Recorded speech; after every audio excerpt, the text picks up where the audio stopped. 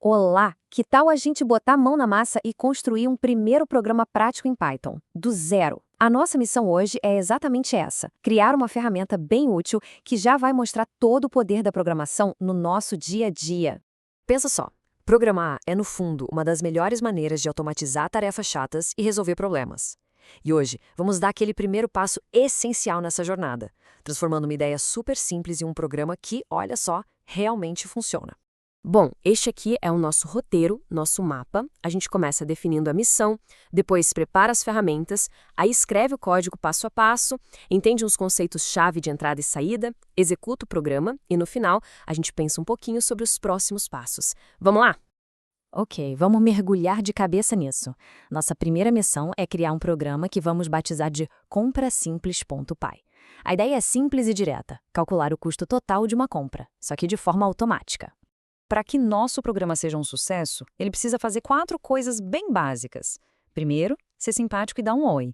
Depois, ele tem que perguntar as informações que a gente precisa, fazer o cálculo matemático e, por último, mostrar o resultado de um jeito que qualquer um entenda. Certo, mas antes de sair escrevendo código, a gente precisa arrumar a casa, preparar a nossa oficina. Ter um bom ambiente de trabalho é o segredo para tudo fluir direitinho, sem dor de cabeça. E a ideia é exatamente essa, sabe? Ter as ferramentas certas, todas no lugar, bem configuradas. Isso economiza um tempo danado e evita muita frustração. É o primeiro passo para focar no que realmente importa: resolver o problema. E essa preparação toda se resume a 3 passos bem simples. Primeiro, instalar o Python, que é a linguagem que a gente vai usar.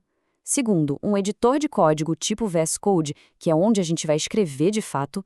E terceiro, o terminal. Pensa nele como nosso centro de comando, de onde a gente vai dar vida ao programa. Bom, com tudo no lugar, chegou a hora. Abrimos um arquivo em branco no nosso editor, damos o nome de comprasimples.py para ele e aí sim começamos a escrever as instruções que o computador vai ter que seguir. Nossa primeira linha de código usa a função print. Ela é uma das coisas mais básicas e importantes, sabe?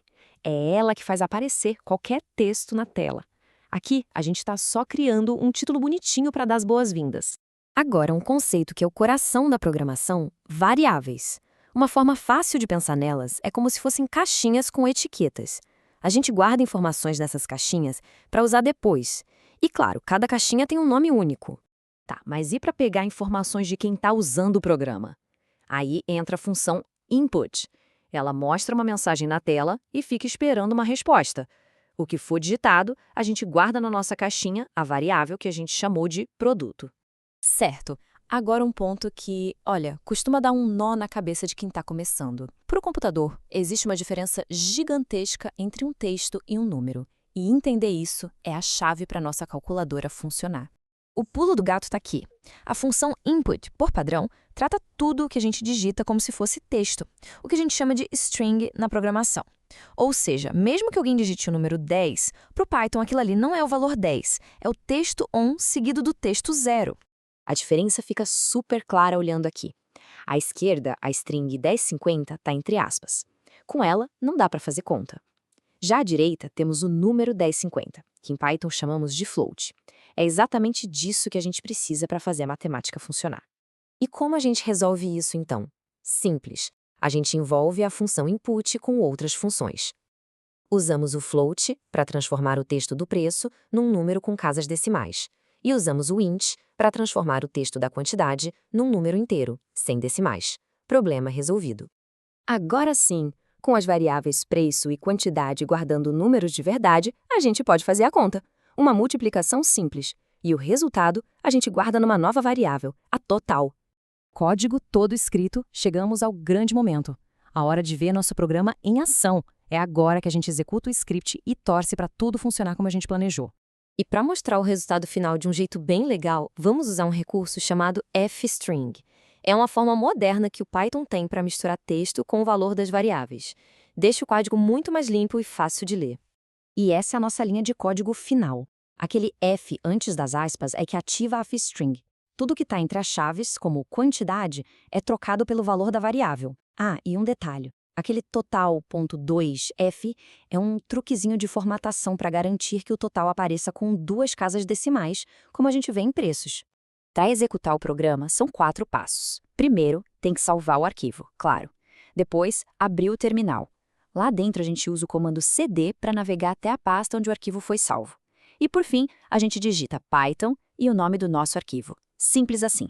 E o resultado é esse. O programa roda no terminal, mostra o nosso título, faz as perguntas, espera as respostas e, no final, exibe aquele resumo todo formatado e bonitinho. Missão cumprida. É muito satisfatório ver isso funcionando. Mas olha, o que a gente acabou de fazer foi muito mais do que só criar uma calculadora. Foi um exercício que abriu as portas para um universo de possibilidades.